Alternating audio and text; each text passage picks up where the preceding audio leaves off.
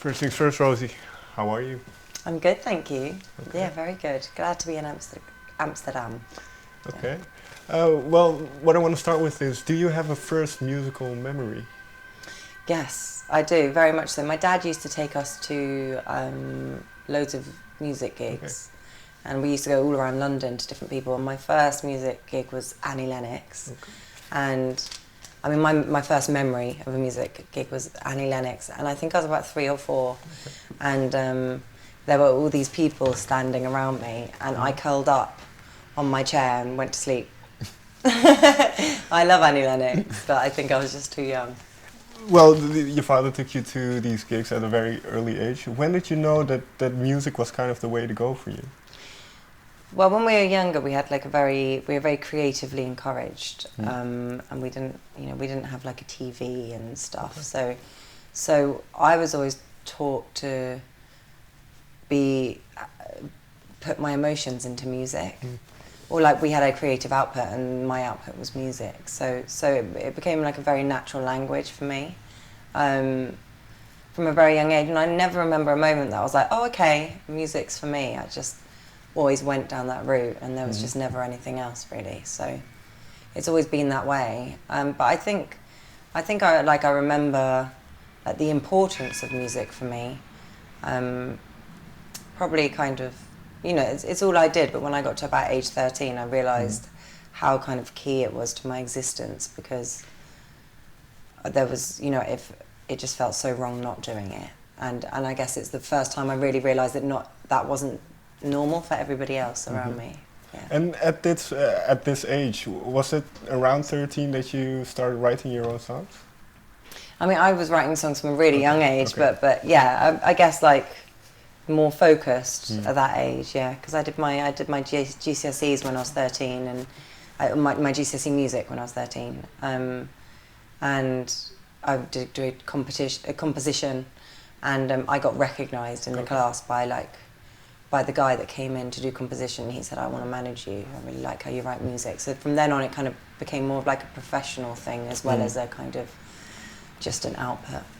The way you experience and what you get out of performing and writing music, has that changed since those days? No, I don't think. I mean, it's as natural. It feels so natural to do that from since then to now. And if I was doing this professionally or not, I'd still be writing these songs, like definitely, because I'm experiencing that feeling, and that's just how I kind of, that's how I kind of understand the way that I'm feeling about things, is through music. But yeah, of course it's changed, because when you do stuff professionally, like, I live and breathe it. Sure. There's like not much escape from that, in many ways. And it's like, it's the love of my life. So yeah, I guess it's just more of like an intense way now. And now when I write a song, I'm like, next day I'm like, now, is that any good? Is that going to be on my album or not? So you've got a different way of processing this stuff.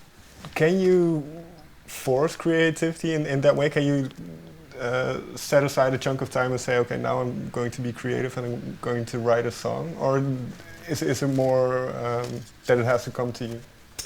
I think that you can practice creativity. So I do think it's like flexing a muscle, and it's like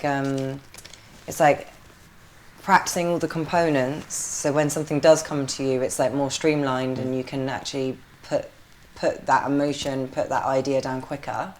But all of the songs that I write, where I'm kind of like, okay, I'm going to sit down and write a song, and that happens a lot, where I'm not feeling like creatively inspired.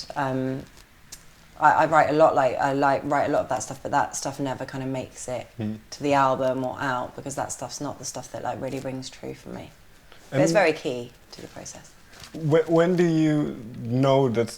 Can you pinpoint when you have found a song that is true and that feels true to you? Yeah, I can feel it instantly, because it's usually when I'm going through something quite personal, and I always forget writing it. So I just go, it feels very subconscious, and it feels more of like a subconscious thing that has to come out, I have to like release more than anything else. I'm not very There's not much conscious mind when I'm writing from like a really deep place. And I know instantly, like, I know by the feeling that it feels important for me. And you say you're not quite aware when writing these songs, so when you revisit them, kind of, I suppose, sometime later, what do you find in the songs? Maybe we can take an example from your album, but was there a song that kind of, or which song for you kind of manifested itself this way? But I think all of them, probably, because all the songs on the album I experienced in a very like kind of subconscious way, because they all mean, they're all experiences of feeling something really deeply. But an example would be Control, and I had like a really deep and long kind of debate / discussion with my dad, and I was feeling really insecure at the time and quite jealous towards my boyfriend, who was out in Singapore, like, or wherever, shooting fashion films, and I was just feeling totally insecure in myself at that point, and I was trying to kind of hold on to everything really tightly, trying to control everything, and I was in a really vulnerable place, and then I went into my room, my studio at the time, and I wrote that song in like 3 hours. It was like from 3 in the morning till 6 in the morning. I don't really remember doing it. I just remember it feeling really necessary. And then the next day it's always like, was that good, or is it going to be absolutely awful? Like that first listen is quite scary because you don't really know what you're about to listen to. But, you know, I listened back and I was like, okay, that's how I feel.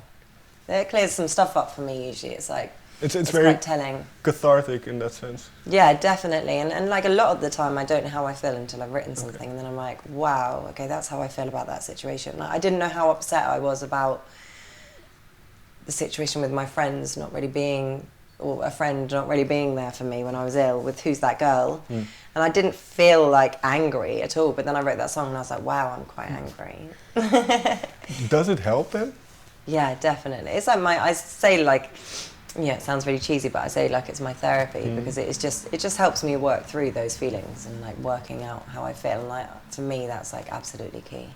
Because I read somewhere, or it was, I think, on your Facebook, you kind of announced the release of your album, and you said it's been let's see, I've learned so much, mostly about myself. So is that what you kind of mentioned, that it's part of making sense of the world around you through music?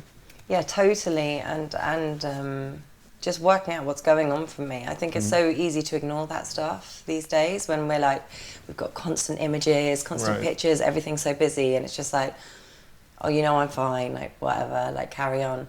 And music for me, it like doesn't let me do that. It's like very much I always have to tap back in and see where I'm at, and it's just been amazing because I've been writing so much, and it's all been kind of, this project's all been about me, so I've had to be quite inward, and that's just been really revealing to see what's gone on, and this kind of repetitive of control has been like really revealing for me, because I didn't think that I had like a struggle with control before. I might never have known, and then I realised that it was in 80% of the songs was kind of, the thread was control, and yeah, it's something that I've really been dealing with. So I've learned so much about myself and how I respond to kind of giving people that, because they're like your babies, and kind of wanting to control my output totally, and feeling quite terrified of that being taken advantage of because I'm a woman, like all sorts of stuff, like so many layers that have come to the fore.